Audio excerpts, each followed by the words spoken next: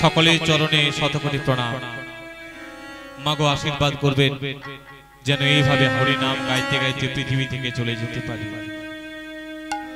কারণ যদি হরি নাম গাইতে গাইতে পৃথিবী থেকে চলে যায় এমন সৌভাগ্য বোধ হয় আমার মতো আর কারো হবে না। তাহলে এদিকে কি হলো মা?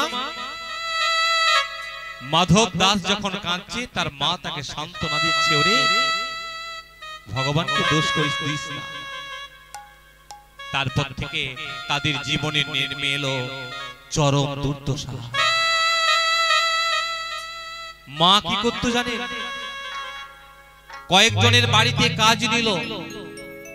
প্রত্যেক দিন সকালে বেলায় ভগবানের পুজো করে একটা তুলসী পত্র মাধব দাসকে দিয়ে যায়।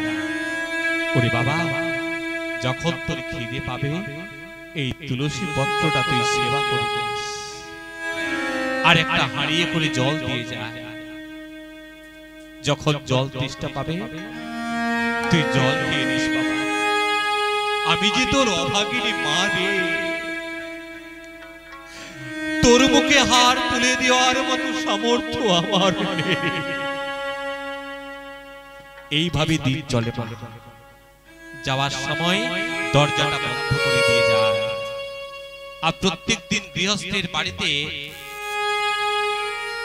কাজের শেষে বিকেল বেলায় নিজে আঁচল পেতে দাঁড়ায়, আর গৃহস্থ উপর থেকে দুটো রুটি ছুঁড়ে দেয়। ওই দুটো রুটি আঁচলে করে নিয়ে গিয়ে যখন দরজাটা খুলে মাধব দাস ছুটতে আসে, মা ও মা, কি এনেছো? আমায় দাও না, আমায় দাও। মা আমার ওই দুটো রুটি মাধব দাসকে খাইয়ে দেয়। এইভাবেই দিন চলতে থাকে। একদিন কি হয়েছে জানে? দিনের শেষে পদ্মাবতী আঁচল পেতে দাঁড়িয়েছে। মা উপর থেকে দুটো রুটি ছুঁড়ে দিয়েছে, আর রুটি দুটো ওই আঁচলে না পড়ে মাটিতে পড়ে গেছে। কাছেই ছিল দুটো কুকুর, সঙ্গে সঙ্গে ছুটে এসে দুটো রুটিকে তুলে নিয়েছে। কাঁদতে কাঁদতে পদ্মাবতী বলছে, ওরে আমায় একটা রুটি দে, একটা রুটি দে। আমি যখন ফিরে যাব আমার ছোট্ট মাধু দাস কাঁদতে কাঁদতে দরজা ঠেলে ছুটতে বেরিয়ে আসবে, মা আমায় তুমি দাও, কি এনেছো দাও না মা, কি এনেছো দাও। ওরে একটা রুটি আমায় দে, একটা। মাগো, সে তো অবলা জীব, সে কি জানে মানুষের দুর্দশার কথা? জানে না। কাঁদতে কাঁদতে মাধব দাসের মা পদ্মাবতী যখন গিয়ে দরজাটাকে খুলেছে, ছোট্ট মাধব দাস ছুটতে বেরিয়ে এসেছে, মা ও মা, কি এনেছো দাও না মা, কি এনেছো দাও, বড্ড খিদে পেয়েছে জানো মা। কালকে আমি জানতাম তুমি প্রত্যেকদিন তোমার খিদে নেই বলে আমাকে দুটো রুটি খাইয়ে দাও। আমি কালকে রাত্রে বেলায় বুঝতে পেরে আমি বলেছিলাম, মা আমার খেতে ভালো লাগছে না, তুমি একটা রুটি খেয়েছো। আমি না কালকে রাত হতে একটা রুটি খেয়ে আছি, দাও না মা, কি এনেছো দাও। মা আমার অঝোর নয়নে কাঁদছে। এ কি মা, তুমি কি কিছু পাওনি? ও মা, জানো তো তুমি যে সকালে বেলায় আমাকে তুলসী পত্র দিয়ে গেছো, ওটা খেয়ে নিয়েছি তো আমার আর খিদে নেই মা, তুমি কেঁদো না, তুমি এমন করে কেঁদো না।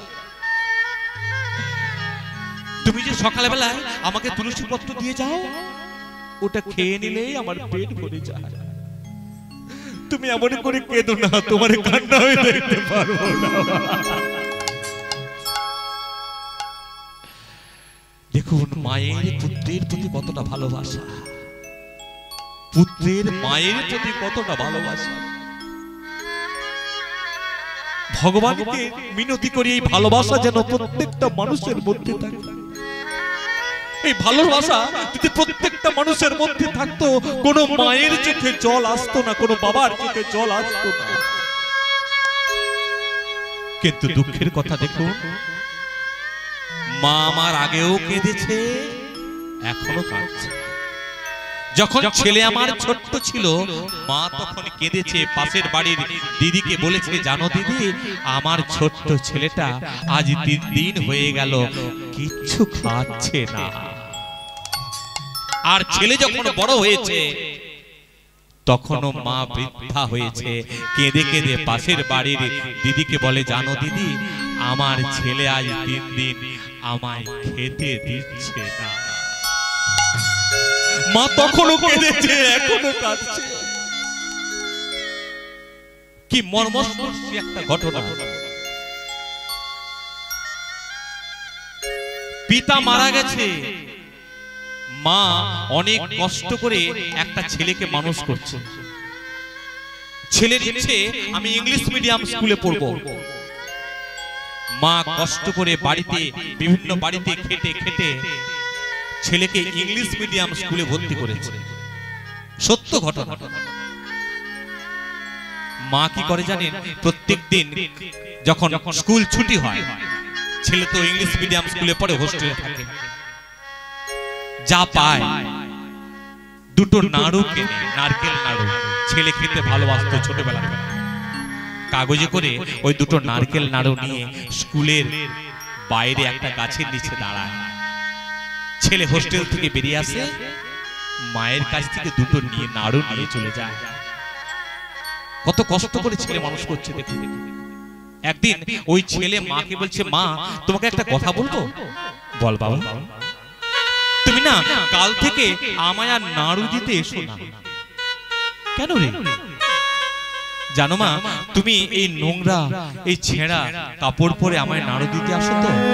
আর আমার বন্ধুরা হোস্টেলে বলে, হ্যাঁ রে অমন ছেঁড়া কাপড় পরে নোংরা কাপড় পরে কে তোকে নাড়ু দিতে আসে? তোদের বাড়ির কাজের মেয়ে। আমার না সম্মান থাকে না মা। তুমি কি চাও তোমার জন্য আমার সম্মানটা নষ্ট হয়ে যায়? মা আমার তখন কাঁদতে কাঁদতে বলছে, বাবা আমি নাড়ু দিতে আসি আর তোকে দেখতে আসি, চোখের দেখা দেখতে আসি। তুই যে আমার সব রে বাবা, তুই যে আমার সব। মা শোনো, সবই বুঝলাম, কিন্তু যুগের সঙ্গে তাল মিলিয়ে চলতে হয়। আমাকে অনেকের সঙ্গে মিশতে হয়, তুমি এমন করে এসো না। ঠিক আছে বাবা, আমি না তোকে দেখা দেব না। আমি ওই গাছটার নিচে একটা ঠোঙাই করে নাড়ু রেখে দেবো, আর আমি দূরে দাঁড়াবো, তুই নাড়ু 2টো নিয়ে যাস। দেখুন এইভাবে ছেলেকে মানুষ করেছে। সত্য ঘটনা, ছেলে ডাক্তার হয়েছে, ডাক্তার বউ বিয়ে করেছে, বাইরে থাকে, মা থাকে দেশে। কোনদিন মায়ের খোঁজ নেয় না। যখন বয়স হয়ে গেছে মা তখন গ্রামের সকলকে বলছে, তোমরা আমায় কিছু কিছু ভিক্ষা দেবে, আমায় কিছু টাকা দেবে, আমি ট্রেনে করে গিয়ে আমার ছেলেটার কাছে গিয়ে মরবো। গ্রামের সকলে মিলে চাঁদা তুলে তাকে ট্রেনে তুলে দিয়েছে। রাত্রিবেলায়, রাত্রি 9টার সময় ছেলে আর তার বউ ঘরে ফিরে আসে। বিকেল বেলায় গেছে বুড়িমা। বাড়ির কাজের মেয়ে বেরিয়ে এসেছে, বাবু আছে? কাজের মেয়ে বলছে, না নেই। থামুন, আপনাকে ভিক্ষা দিচ্ছি। বলছে, না আমরা বাবুর সঙ্গে দেখা করব। রাত্রিবেলা যখন ছেলে বাড়ি ফিরে এসেছে, ওই বাড়ির কাজের মেয়ে বলছে, দাদা বাবু একজন বাইরে বৃদ্ধা এসেছে। কে বৃদ্ধা এসেছে? তুই তাকে 2টো টাকা ভিক্ষা দিয়ে তাড়িয়ে দিতে পারলি না? বাবু সে বলেছে সে আপনার সঙ্গে দেখা করবে। আমার সঙ্গে দেখা করবে? কে? কই ডেকে আনতে। ডেকে এনেছে। এ কি মা তুমি এখানে? আরে আরে তোমার বৌমা আছে। ওহ এমন নোংরা কাপড় জামা পরে এসেছো, ছি ছি ছি ছি ছি। আচ্ছা মা তুমি কি তোমার এই কাপড় জামাগুলো ভালো করে ধুতে পারো না? এমন নোংরা হয়ে আছে, তুমি তো কাচতে পারো মা। বাবা রে, এত বছর ধরে তোর মনটাকে পরিষ্কার করতে পারলাম না, আর আমার এই শাড়ি পরিষ্কার করব বাবা। ও মা, তোমার সে একই কথা। আচ্ছা বলো তুমি কেন এসেছো বলো তো? জানিস বাবা, আমার শরীরটা ভালো যাচ্ছে না। আমার ইচ্ছে এই শেষ সময়টা তোর কাছে আমি মরবো। না না না না না, আমার কাছে থাকা হবে না। সে কি, তুমি তো জানো আমার মাত্র দুটো ঘর। একটা ঘরে আমি আর তোমার বৌমা থাকে, আর একটা ঘরে আমার অ্যালসেশিয়ান কুকুর একটা আছে, সে থাকে। তোমাকে রাখবো কোথায় বাবা?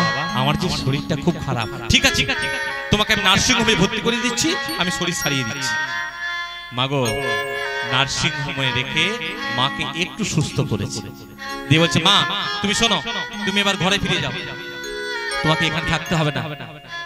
আর শোনো, আমি তোমার পিছনে কিন্তু কম খরচ করিনি, আমি 10 লক্ষ টাকা খরচ করে তোমাকে নার্সিং হোম থেকে সুস্থ করে দিয়েছি।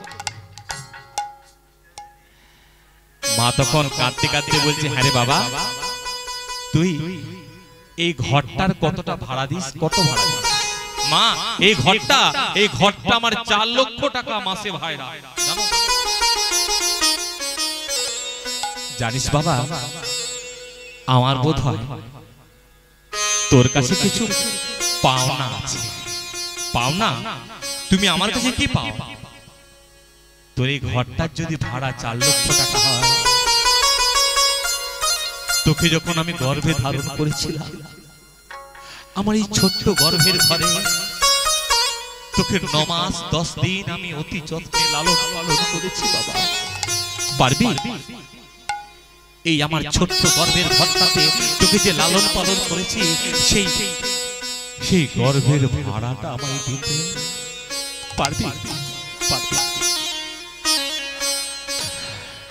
থাক বাবা, থাক। আর তুই বললি না তোর টাকা পয়সা, তোকে আমি ছোট্টবেলায় আমি যে স্তনদুগ্ধ পান করিয়েছি, সেই স্তনদুগ্ধের একটা ফোঁটার দাম তুই আমায় দিতে পারবি না বাবা, দিতে পারবি না। তুই ভালো থাক, আমি আসি। এইভাবে দেখুন মা, ছোটবেলায় মা আর তার ছেলের মধ্যে কি সম্পর্ক থাকে, আর বড় হলে কি হয়ে যায়। কিন্তু মা একটা কথা বলে দিলাম, আমরা ভুলে গেছি যে আমাদের মা আমাদেরকে গর্ভে ধারণ করেছে, কত কষ্ট পেয়েছে, আমরা ভুলে গেছি। মা গর্ভে ধরেছে মা,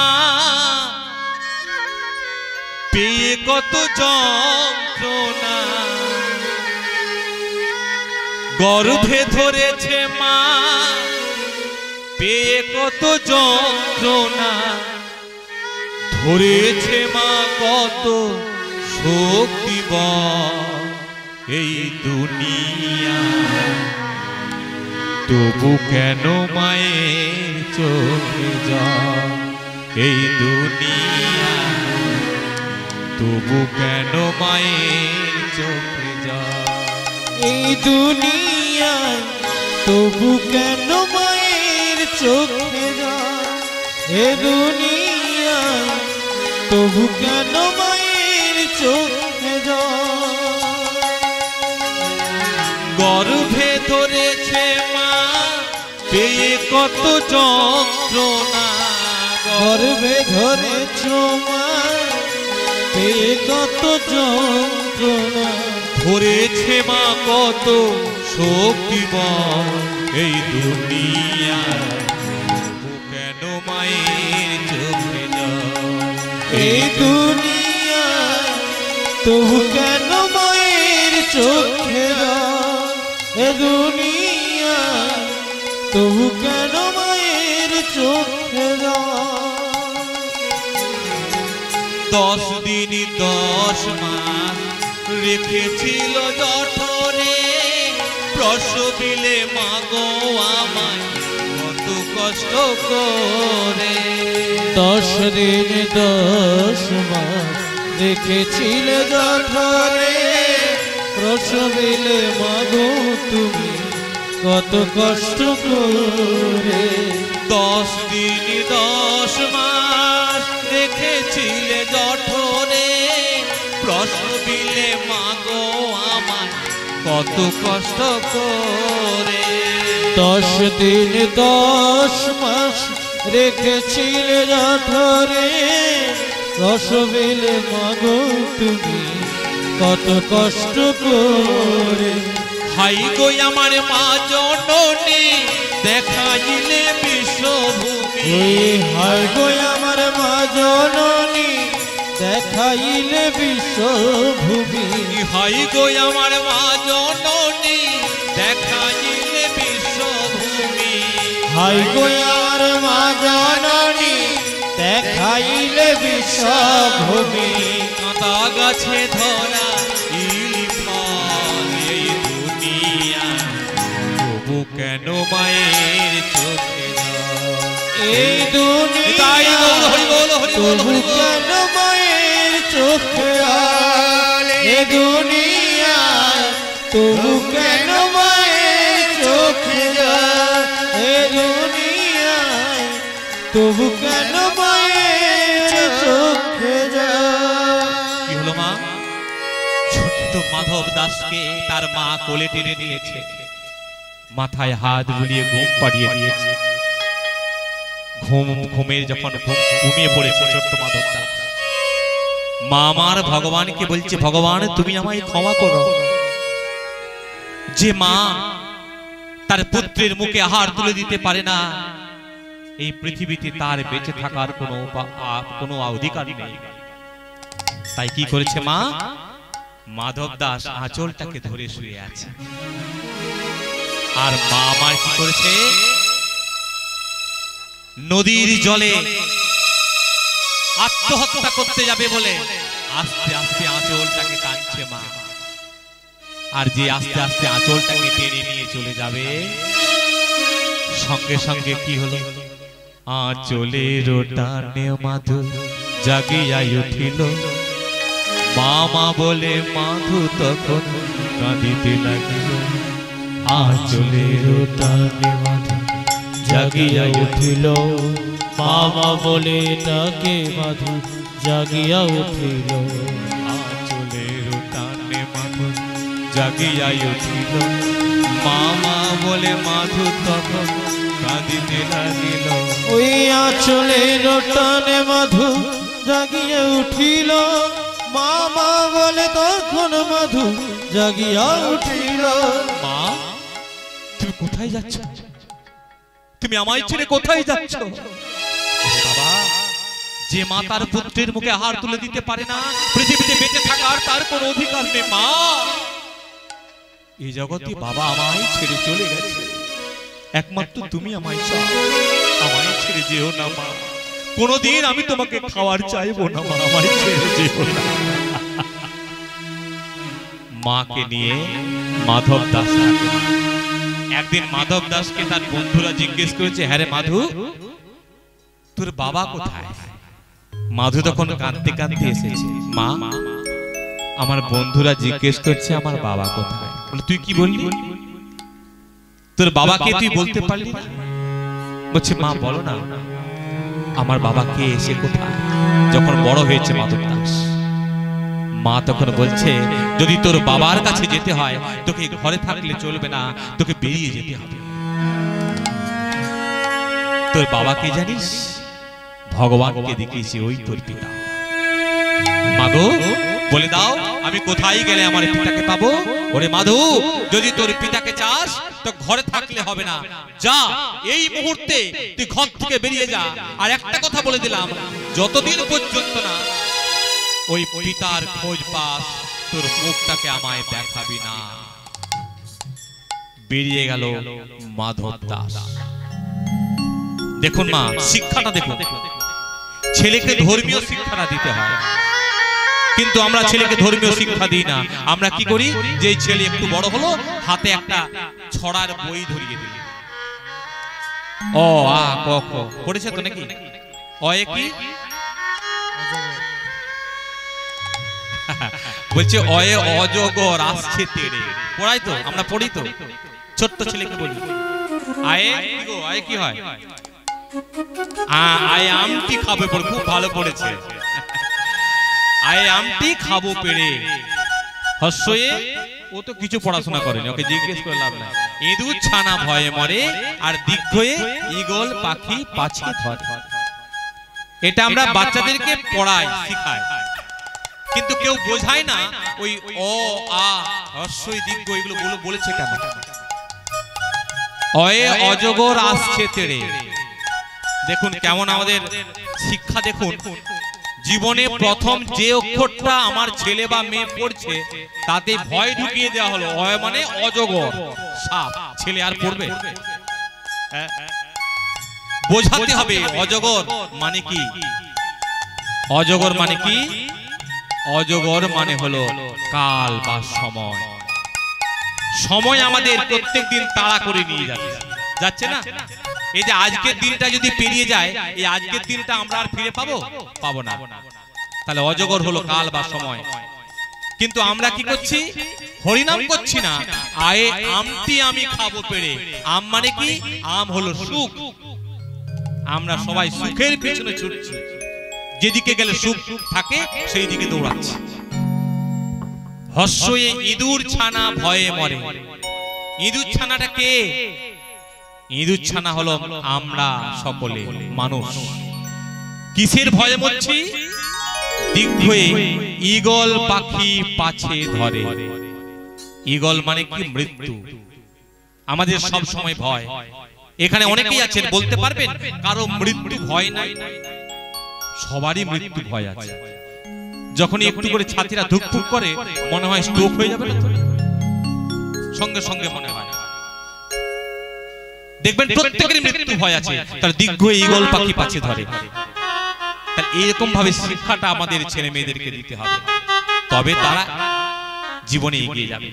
শুনুন, ধর্মীয় শিক্ষা যদি ছেলেকে দেন, ওই কথাগুলো হয়তো পরীক্ষায় আসবে না, কিন্তু আপনার ছেলে বা মেয়ের চরিত্র গঠনের জন্য এগুলো জরুরি। যেটা দিয়েছে কে? ওই মাধব দাসের মা মাধব দাস।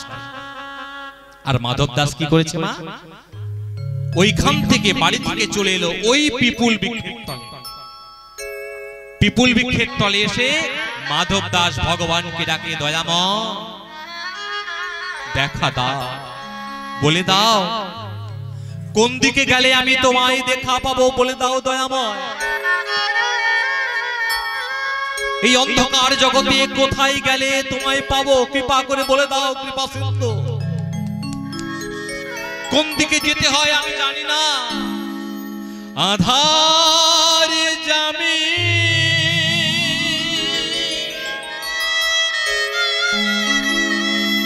একা আমি,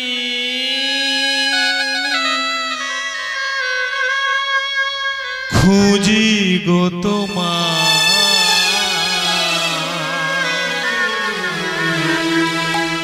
হাত ধরে পার করে নিও গো আমার দয়া, হাত ধরে পার করে নিও গো আমার।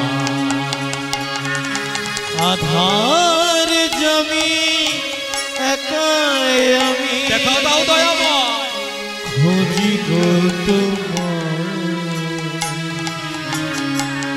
হাত ধরে পার করে নিও গো আমার দয়া, হাত ধরে পার করে নিও গো আধার জামি একাই আমি, খুঁজি গো তোমার হাত ধরে পার করে নিও গো আমার দয়াল, হাত ধরে পার করে নিও গো আমার। আধার জামি একাই আমি,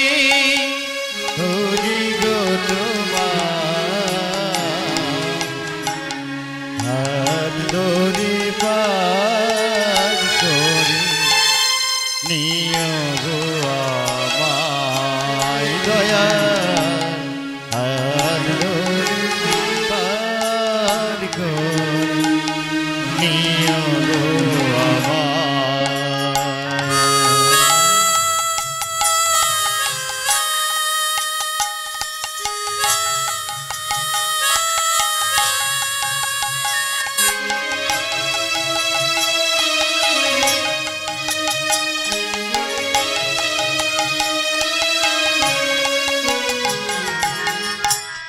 রাধার মন মদন মোহন ও হে গিরিধারী অহরহ বংশীধ্বনি শুনি গত মারি। রাধার মন মদন মোহন ও হে গিরিধারী অহরহ বংশীধ্বনি শুনি গো তোমারি। অভাজনে তুমি বিনে অভাজনে তুমি দিনে অভাজনে তুমি বিনে অভাজনে তুমি বিনে তোরা বেকে হাত ধরে পার করে নিও গো আমায় দয়া হাত ধরে পার করে নিও গো আমায়। রাধা হৃদয় গৌর হরি বল হরি বল হরি বল। আমি খুঁজি গো তোমার হাত ধরে পার করে নিও গো আমায় দয়া হাত ধরে পার করে নিও গো মাগো এইভাবে যদি ডাকে ভগবান থাকতে পারে। ভগবান জগন্নাথ ঘরণী লক্ষ্মীকে পাঠিয়ে দিলেন। জগন্নাথের মন্দিরে যে 24 ভরি সোনার থালাটা রয়েছে সেই সোনার থালাই করে সুন্দর করে প্রসাদ সাজিয়ে মা লক্ষ্মী আমার এসেছে মাধব দাসের কাছে।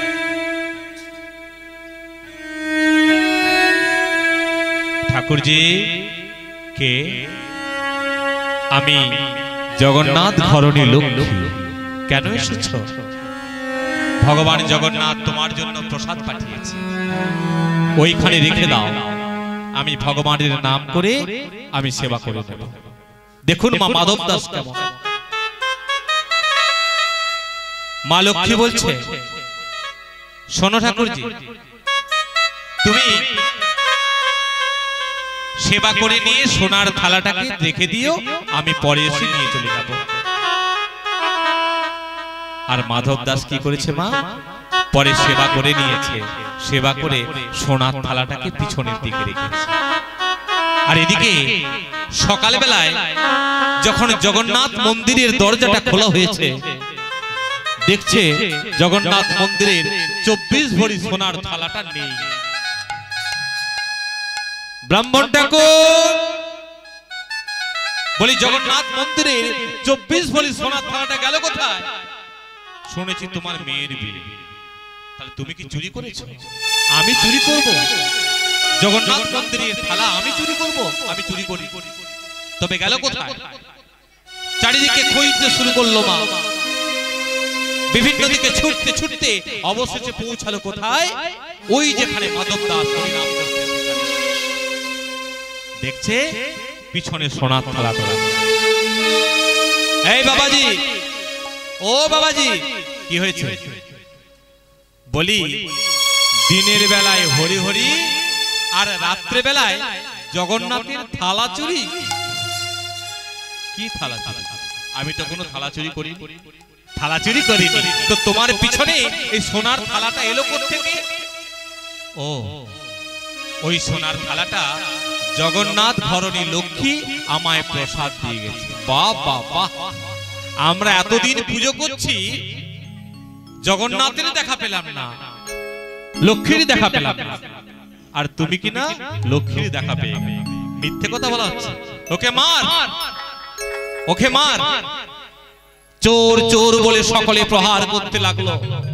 আর যখন সবাই প্রহার করছে মা, তখন মাধব দাসের সারা অঙ্গ হতে রক্ত ঝরছে। আর মাধব দাস শুধু ভগবানকে ডাকছে, গোবিন্দ তুমি আমায় রক্ষা করো, রক্ষা করো দয়াময়।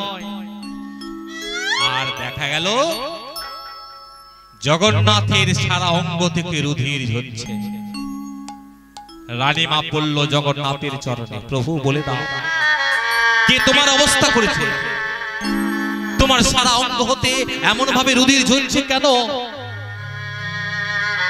দৈববাণী হলো, রানীমা তোমার মন্দিরের পান্ডারা ওই পিপুল বৃক্ষের তলায় আমার এক ভক্তকে তীব্র প্রহার করেছে। আর ভক্ত যখন আমাকে ডেকেছে, তার অঙ্গের প্রহার আমি আমার নিজের অঙ্গে নিয়ে নিয়েছি। সকলেই ছুটতে ছুটতে চললো পিপুল বৃক্ষের তলায় মাধব দাসের কাছে।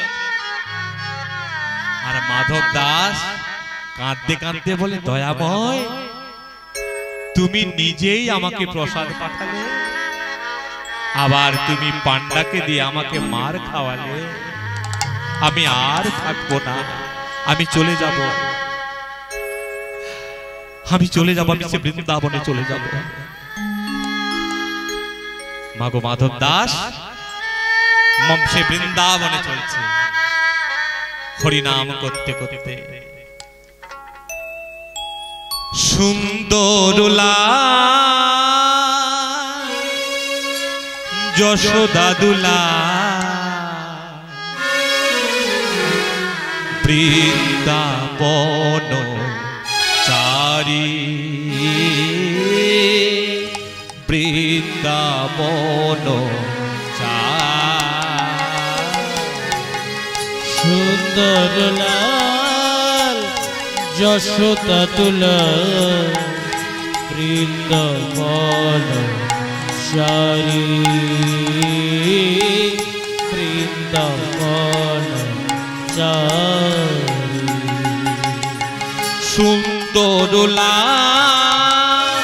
যশোদাদুলা বৃন্দাবন চারি, বৃন্দাবন চারি। তুই সুন্দর লাল যশোদা তুলা বৃন্দাবন চারি, বৃন্দাবন চারি। ভক্ত ডাকিলে রহিতে পারো না, ভক্ত ডাকিলে রহিতে পারো না, ভক্ত ডাকিলে রহিতে পারো না, ভক্ত ডাকিলে রহিতে পারো না। ইহাই তব বিধি শুনি, ইহাই তব বিধি শুনি, বৃন্দাবন চারি,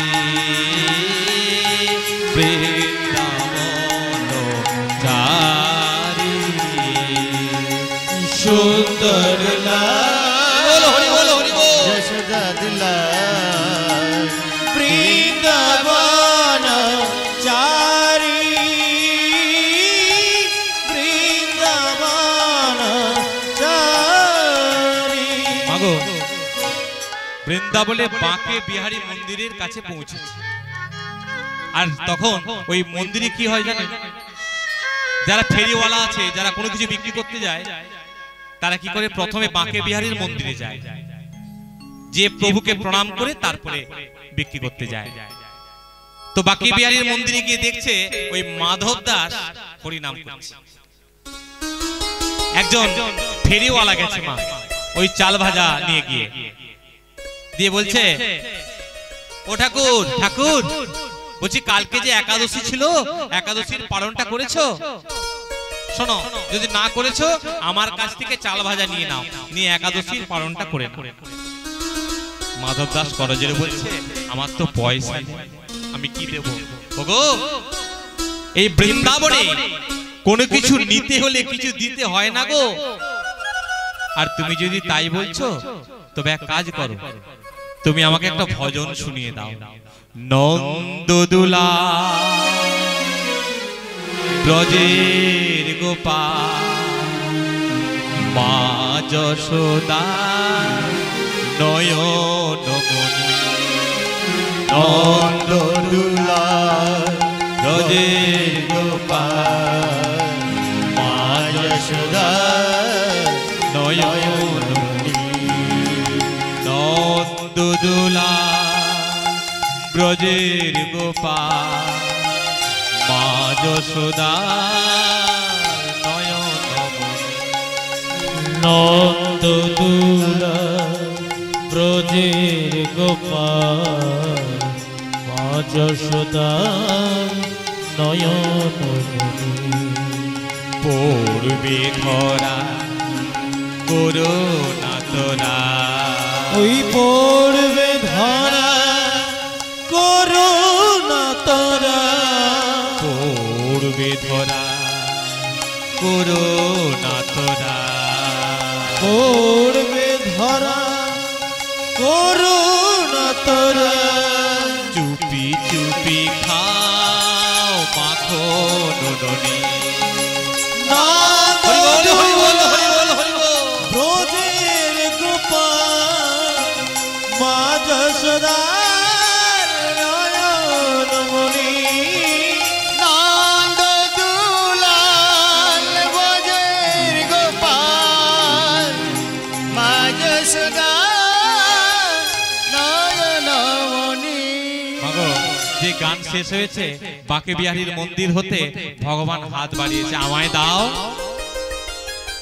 মাধব দাস দেখছে মন্দির হতে ভগবান হাত বাড়িয়েছে, আমি দেব।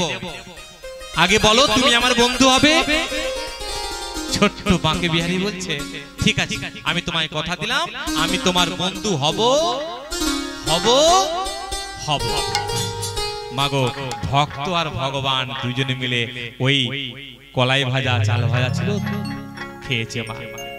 দিয়ে বাঁকে বিহারী বলছে, শোন মাধব, তুই এক কাজ কর, তুই সেই পিপুল বৃক্ষের তলায় ফিরে যা, সেখানে গিয়ে তুই হরি নাম কর, আর তুই যখন আমায় ডাকবি আমি তোকে দেখা দেব।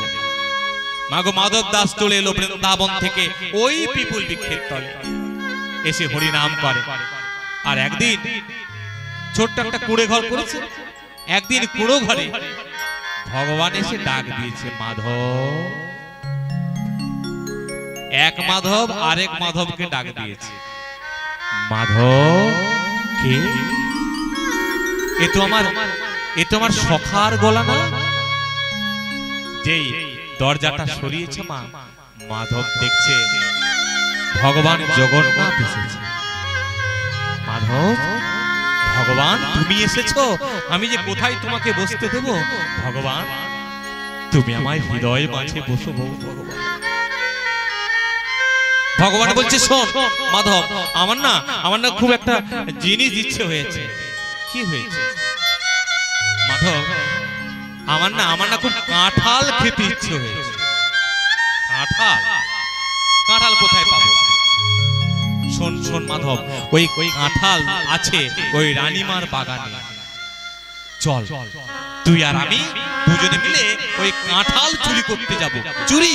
না না না, আমার মা বাবা আমায় শিক্ষা দিয়েছে কোনোদিন চুরি করতে যাবে। ও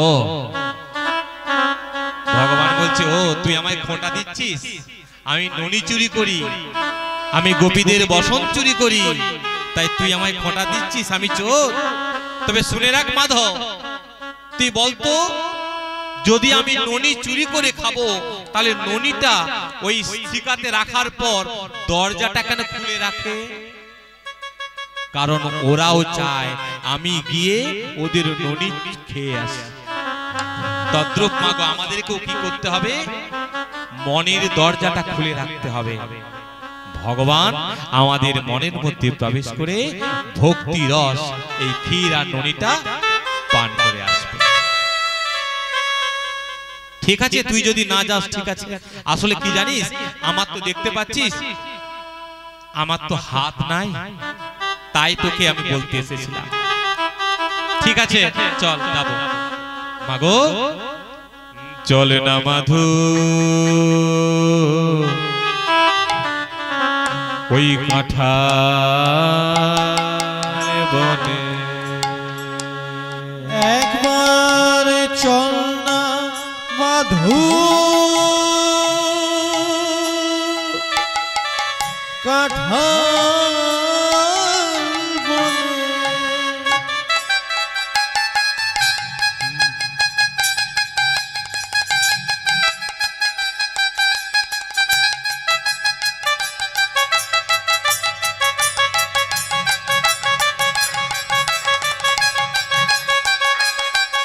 হরি বল হরি বল।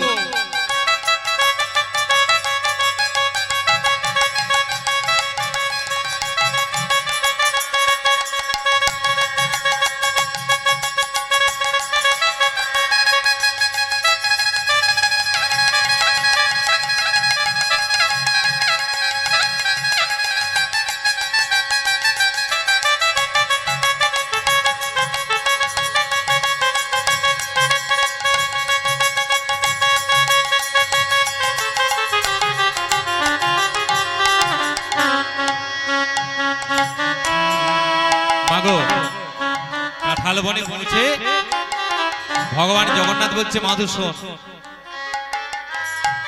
আমি তোকে কাঁধে নেব, আমার তো হাত নাই যে আমি পারবো, তো আমার কাঁধে উঠে তুই কাঁঠালটা পা। কেন বলছি বলুন তো? ভগবান আমার মনে মনে চিন্তা করছে, ভগবান মনে মনে চিন্তা করছে। জয় নিতাই। আমাদের প্রণব বাবু মহাশয়ের লীলা কীর্তন শুনে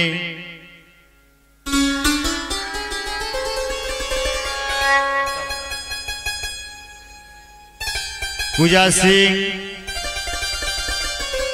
50 টাকা পুরস্কৃত করিলেন, ভারতী সিং 100 টাকা। জয় নিতাই, জয় গৌর।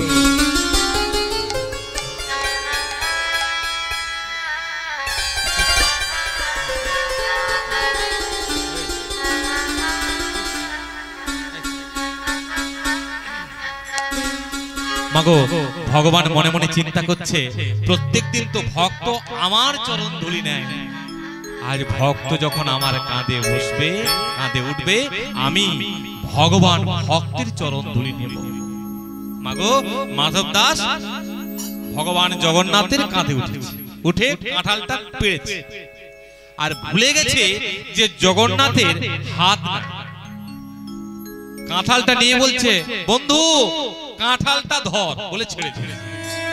আর যেই কাঁঠালটা ছেড়ে দিয়েছে, জগন্নাথের তো হাত নাই, সঙ্গে সঙ্গে কাঁঠালটা মাটিতে পড়ে হরিবোল হয়ে গেছে। আর যেই শব্দ হয়েছে মা, সঙ্গে সঙ্গে প্রহরী ছিল, প্রহরীরা জেগে উঠেছে। সবাই যখন ছুটে আসছে, জগন্নাথ কি করেছে জানেন মা, ওই কাঁধ থেকে কাঁধটা সরিয়ে নিয়েছে, পা থেকে কাঁধটাকে সরিয়ে নিয়েছে, দিয়ে ছুটতে পালিয়ে গেছে। আর মাধব দাস কি করছে, ওই কাঁঠালটাকে ধরে ঝুলছে। কাঁঠালের সঙ্গে মাধু ঝুলিতে লাগিল, কাঁঠালের সঙ্গে মাধু ঝুলিতে লাগিল, কাঁঠালের ধরে মাধু ঝুলিতে লাগিল, কাঁঠালের ধরে মাধু ঝুলিতে লাগিল। কাঁঠালটা ধরে মাধু ঝুলছে, আর সকলে এসেছে। কে? ও সেই বাবাজি। ধরে নিয়ে যাওয়া হলো রানীমার কাছে। রানীমা বলছে, প্রভু তুমি তো বলতে পারতে তোমার কাঁঠাল খাওয়ার ইচ্ছে হয়েছে, আমি নিজে তোমায় কাঁঠাল পেড়ে দিয়ে আসতাম, তুমি চুরি করতে গেলে। করজোড়ে বলছে, রানীমা আমি কাঁঠাল চুরি করি। আবার মিথ্যে কথা বলছো, তুমি চুরি করোনি, তুমি ধরা পড়েছো। না, মন্দিরের জগন্নাথ আমাকে নিয়ে কাঁঠাল চুরি করতে গিয়েছে। এমন মিথ্যে কথা বলো না, ঠাকুরকে নিয়ে এমন মিথ্যে কথা বলতে নেই। জগন্নাথ কাঁঠাল চুরি করতে যাবে? তখন মাধব দাস বলছে জগন্নাথের দিকে দেখিয়ে, বন্ধু বলে দাও তুমি গিয়েছিলে আমার সঙ্গে, আর যদি না বলো তাহলে আজ হতে তোমার সঙ্গে আমার সম্পর্ক শেষ। মাগো যেই শেষ কথাটা বলতে যাবে, ওগো ইশারা করে দেখাইয়ে দিল, ইশারা করে দেখাইয়ে দিল, ইশারা করে দেখাইয়ে দিল, ইশারা করে দেখাইয়ে দিল, উড়ুনি খানি ছেঁড়া রয়েছে, ইশারা করে দেখাইয়ে দিল, উড়নি খানি ছেঁড়া রয়েছে, ইশারা করে দেখাইয়ে দিল। ভগবান জগন্নাথ ইশারা করে দেখিয়ে দিল যে আমার উড়ুনির একটা খণ্ড ছেঁড়া রয়েছে। রানীমাকে বলছে মাধব দাস, দেখুন জগন্নাথ যখন ছুটে পালিয়ে আসছিল তখন উড়ুনির একটা খণ্ড ওই প্রাচীরে রয়ে গেছে। সবাই মিলে ছুটে গেল, দেখলো সত্যই ওই জগন্নাথের যে উড়ুনি তার খণ্ডটা ওখানে পড়ে আছে।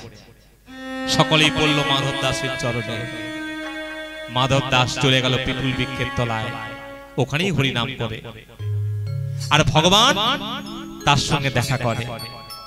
এইভাবে যখন বৃদ্ধ হয়েছে মা, তখন ভগবানকে ডাকছে মাধব দাস, আর কত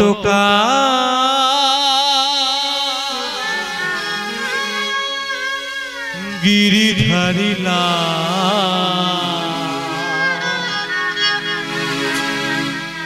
আড়ালে আড়ালে রবে,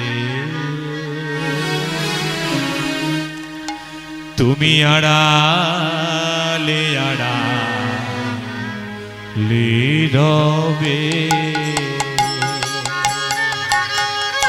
আর কত গিরিধারী আড়ালে আড়ালে রবে, তুমি আড়ালে আড়ালে রবে, আর কত গিরিধারী আড়ালে আড়ালে রবে, আড়ালে আড়ালে রবে, গিরিধারী আর কত আড়ালে আড়ালে রবে, তুমি আড়ালে আড়ালে রবে, নয়নের জল ঝরে অবিরত, নয়নের জল ঝরে অবিরত, নয়নের জল ঝরে অবিরত, নয়নের জল ঝরে অবিরত, বলো কেন কাঁদালে তবে গিরিধারী আড়ালে আড়ালে রবে, আর কত গিরিধারী আড়ালে আড়ালে রবে, তুমি আড়ালে আড়ালে রবে, দেখা যদি নাই দেবে ওগো নিরুদয়, তবে কেন আশা দিয়ে কাঁদালে হৃদয়, দেখা যদি নাই দেবে ওগো নিরুদয়, তবে কেন আশা দিয়ে কাঁদালে হৃদয়, দেখা যদি নাই দেবে ওগো নিরুদয়, তবে কেন আশা দিয়ে ভরালে হৃদয়, দেখা যদি নাই দেবে ওগো নিরূপম তবে কেন আশা দিয়ে কাঁদারে হৃদয় আকুল আমার মরমের ব্যথা ওই আকুল আমার মরমের ব্যথা আকুল আমার মরমের ব্যথা আকুল আমার মরমের ব্যথা বলো কেন কাঁদালে তবে গিরিধারীলা আড়ালে আড়ালে রবে আড়ালে আড়ালে নিতাই গৌর হরি বল, হরি বল, হরি বল, হরি বল। তুমি আড়ালে আড়ালে রবে। যখন এইভাবে ডাকছে মা ভগবান জগন্নাথ এসেছে জগন্নাথের কোলে মাধুদাস মাথা দিয়ে শুয়েছে বন্ধু আর কতদিন এবার আমাকে আমাকে ভবপারে নিয়ে চল না বন্ধু যেখানে আমি সব সময় তোর দেখা পাবো অঝোর নয়নে যখন কাঁদছে তখন ভগবান আমার কি করলো মা ভগবান জগন্নাথ তার কৃপায় মাধব দাস ভগবান জগন্নাথের কোলে দেহ ত্যাগ করল জগন্নাথের কোলে মাধব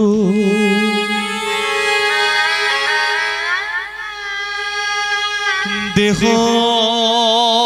ত্যাগ করিল